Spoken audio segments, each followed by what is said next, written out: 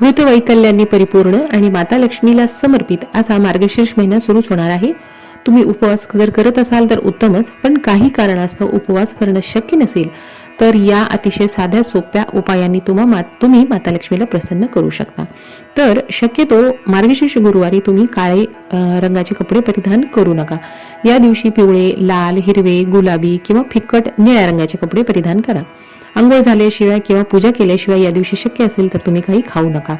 या संपूर्ण महिन्यामध्ये काही ठिकाणी मांसाहार केला जात नाही। तुम्हाला संपूर्ण महिना पालन करणं शक्य नसेल तर कमीत कमी मार्गशीर्ष गुरुवारी मांसाहार करू नये आणि बनवू सुद्धा नये। या दिवशी कोणी दारात आल्यास रिकाम्या हाताने पाठवू नये। सवाष्ण स्त्री जर घरी आली तर हळदी कुंकू लावून तिच्या हातावरती साखर द्या। शक्य असेल तर चहा दूध देऊन तिचा मानपान करा। तर या अगदी साध्या सोप्या उपायाने माता लक्ष्मीला प्रसन्न करा। आणि व्हिडिओतली माहिती आवडली तर सबस्क्राईब करायला विसरू नका।